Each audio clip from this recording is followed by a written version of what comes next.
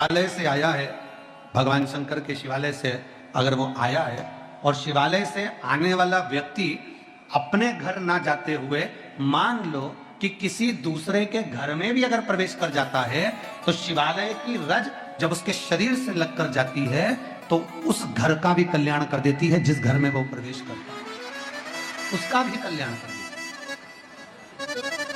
स्मरण किया होगा कि शिव महापुराण में पहले वर्णन करा है कि शंकर जी पे चढ़ा हुआ जल लाकर अपने दरवाजे की चौखट पर छींटो।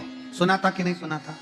जम के बोलो जरा, सबने सुना था ना कि अपने दरवाजे की चौखट पर छींटो, अपने दरवाजे के अंतर्गत छींटो। उसका कारण क्या था? उसका केवल एक कारण है कि भगवान शंकर पर चढ़ा हुआ जल अगर थोड़ी सी भी रज लगकर आ गई, भगवान शिव का चढ़ा हुआ जल अगर हमारी चौखट पर दुकान पर आकर अगर छिटक दिया तो कुबेर का भंडार मेरा महादेव भर ही देता। अगर बन सके जीवन में एक बार प्रयास करिएगा। अगर गुरुवार का प्रदोष पड़ जाए, कौन से वार का? गुरुवार का प्रदोष पड़ जाए, बृहस्पतिवार का यदि प्रदोष पड़ जाए तो प्रदोष के दिन प्रदोष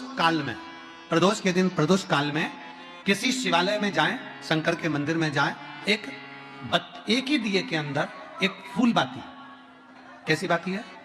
फूल बाती, और उसी दिए के अंदर एक लंबी बाती, दो बाती। कौन सी बाती हैं? जम के बोलो जरा। एक फूल बाती, एक लंबी बाती, दो बाती। एक ही दिए के अंदर फूल बाती, लंबी बाती दोनों रख लें। थोड़ा सा घृत की बातियां, तेल की बाती नहीं, घी की बाती रखें और दोनों बातियां उसमें रखकर 3 बेलपत्र भगवान शंकर के मंदिर में लेकर जाएं। दिए को भी प्रज्वलित नहीं करना है। पहली बेलपत्र नंदीश्वर की जो ऊपर का भाग होता है जिसको हम शिव तत्व भाग कहते हैं, नंदी के पीठ पर एक भाग होता है जिसको शिव तत्व भाग कहा जाता है, वो नंदी की पीठ पर जो भाग है वहां पर एक बेलपत्र समर्पित करें। दूसरा बेलपत्र आप जो माता पार्वती जी का, जैसे ये शिवलिंग है और ये गोल भाग है, ये माता पार्वती जी का हस्तकमल है, तो माता पार्वती जी का जो हस्तकमल है, इस हस्तकमल पर कहीं पर भी एक बेलपत्र आप समर्पित कर दें।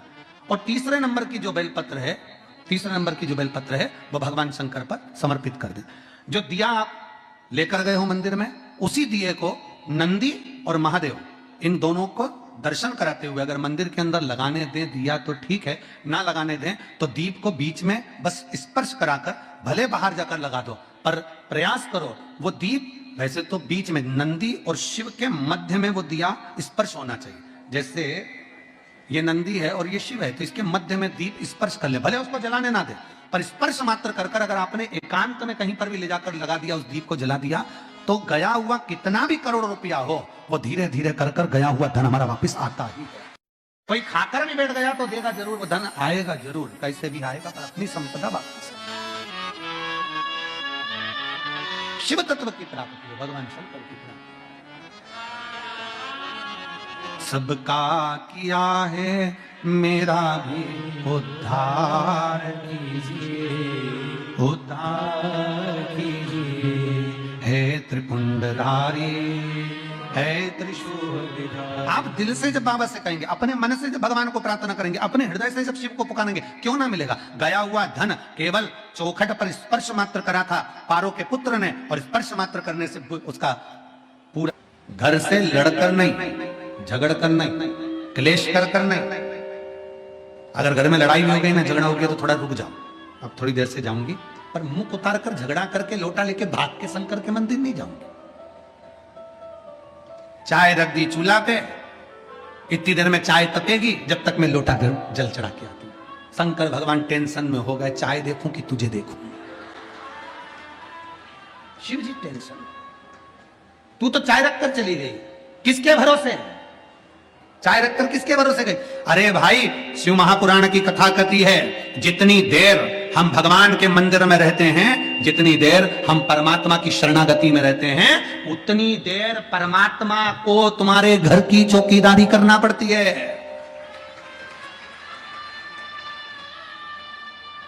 हम तो स्वयं कामदेव को भस्म कर कर पार्वती जी से मंगल विवाह करने के लिए आतुर हुए। विवाह की तैयारी हुई, मेरे ओगरदानी शिव शंकर का माता पार्वती जी के साथ में विवाह हुआ।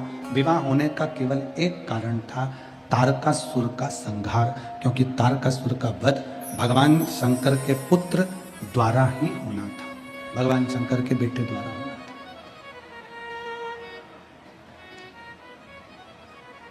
तारकासुर का संहार,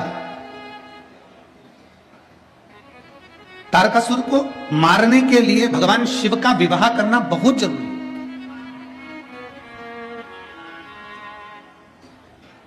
अगर विवाह नहीं हुआ, क्योंकि तारकासुर ने वर ही नहीं मांगा, अगर मरूं तो शिव के पुत्र द्वारा मरूं। आपको पहले भी कथाओं में कहा कि भगवान शंकर का कोई द्रोही नहीं है, भगवान शंकर का कोई दुश्मन नहीं है, भगवान शंकर का कोई विरोधी नहीं है। शंकर भगवान के सब पक्ष वाले हैं, शिव का कोई विरोधी नहीं।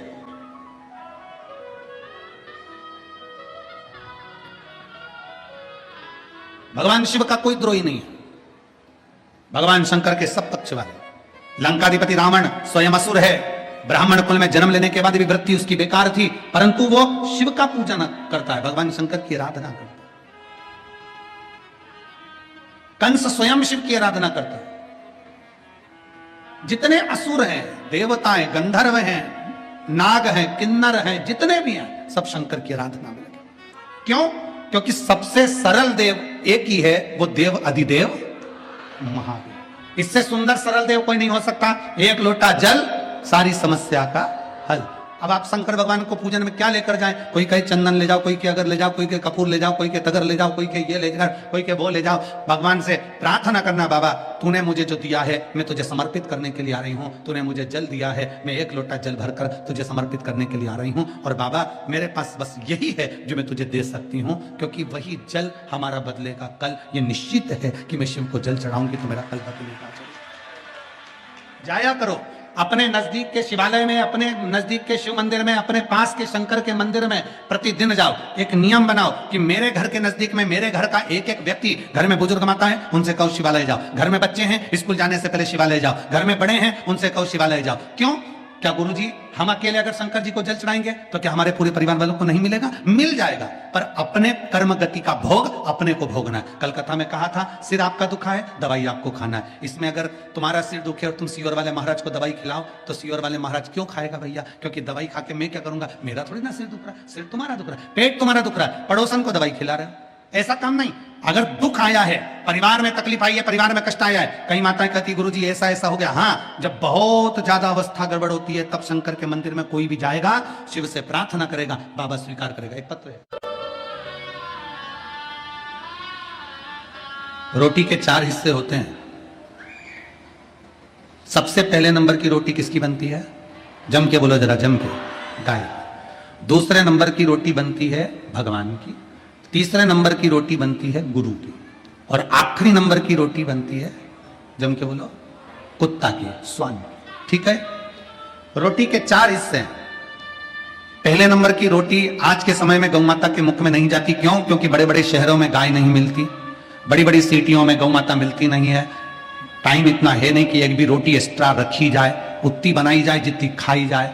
तो सबसे पहली रोटी, पति कहता है कि जल्दी से मुझे रोटी दे, मुझे ऑफिस जाना है, सबसे पहली रोटी बनती है और वो पति के मुख में जाती है। गाय के हिस्से की खा गया, इसलिए गाय जैसा हो गया बेचारा,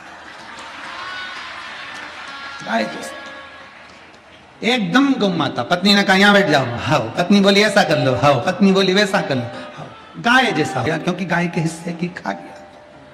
दूसरे नंबर की है भगवान की और तीसरे नंबर की है गुरु की। बच्चे ने कहा मम्मी टिफिन दे, मेरे को स्कूल जाना है। माँ ने जो दूसरी तीसरी रोटी थी गुरु के हिस्से वाली, वो टिफिन में रख दी। इतना इतना सा बच्चा ने वो गुरु के हिस्से की रोटी खा ली, जितना तो घर का बुढ़ा नहीं बोले, औलाद इतनी बोले, गुरु जैसा ज्ञान देती, क्योंकि गुरु के हिस्से की खा गए महाराज, गुरु के हिस्से। अब रोटी खाने के लिए सब माताएं बैठी और रोटी पड़ गई कम, तो इन्होंने सोचा आखिरी की बची है, आखिरी डबल से कौन बनाए? तो वो कुत्ता के हिस्से की पड़ी थी और वो कुत्ता के हिस्से की खा गई, तो दो एक साथ कहीं नहीं रह पाती, दे भोग दे भोग दे भोग दे भोग, इतना भिड़े इतना भिड़े इतना भिड़े कि एक दूसरे को सुहा ही नहीं, क्योंकि खा गई कुत्ता के हिस्से की, जो कुत्ता को डर लगता। जैसे कुत्ता को देखकर कुत्ता नहीं सुहाता, उसी तरह कुत्ते के हिस्से की रोटी खाने वाला आपस में एक दूसरे को नहीं सुहाता। जितने किचन में होते हैं, रसोई घर में होते हैं, शब्द सुनकर भगवान शंकर के, जिन्होंने शंकर भगवान के मुख से कथा सुनी हो, तोते के बच्चे के रूप में अंडे में से बाहर निकलकर कथा जो सुने हो, वो तोते के बच्चा सुखदेव के रूप में जो प्रगटा हो, जिसने शिव जी के मुख से कथा सुनी हो, फिर उसको दूसरी कथा का स्मरण नहीं होता। जो एक बार भगवान शंकर की कथा में डूब जाता है ना, तो टीवी पर भी वो रिमोट लेकर वो शिव पुराणी ढूंढता रहता है कि कब मिले की कथा सुन। कह दिया सुखदेव जी महाराज ने राजा परीक्षित से, परीक्षित सुन, तुझे 7 दिन मिले, 7वें दिन तक चकनाक डसेगा। सारे महाराजों ने तुझसे कह दिया कि कथा हम तुझसे यज्ञ करवाएं, अनुष्ठान करवाएं, ये करवाएं, वो करवाएं, पर मैं सुखदेव तुझसे कहता हूं, ये मत सोचना कि मैं तेरे प्राण बचा लूंगा। मरेगा तो तू पक्का, निश्चित है कि तुझे मरना है, पर इतना जरूर है कि मरते समय तुझे संसार का भान नहीं होगा, परमात्मा का भान होगा अगर मैं कथा सुना दूंगा। शिव महापुराण की कथा करती क्या है? शिव महापुराण की कथा बस यही करती है कि तुम्हारे दुख को शिव महापुराण की कथा काट नहीं सकती, तुम्हारी तकलीफ को नहीं काटेगी, तुम्हारे कष्ट को नहीं काटेगी। शिव महापुराण की कथा क्या करेगी? तुम्हें अंदर एक बल उत्पन्न करेगी। सामने अगर तुम्हारे दुख आ भी गया तो तुम्हें वो बल रहेगा कि उस दुख को तुम कैसे समाप्त कर सकते हो, कि शिव पुराण की कथा बता देगी। इसलिए सारी समस्या का हल एक लोटा जल। ये शिव महापुराण की कथा सारी समस्या का हल। एक लोटा जल शिव महापुराण की कथा ये दे देती।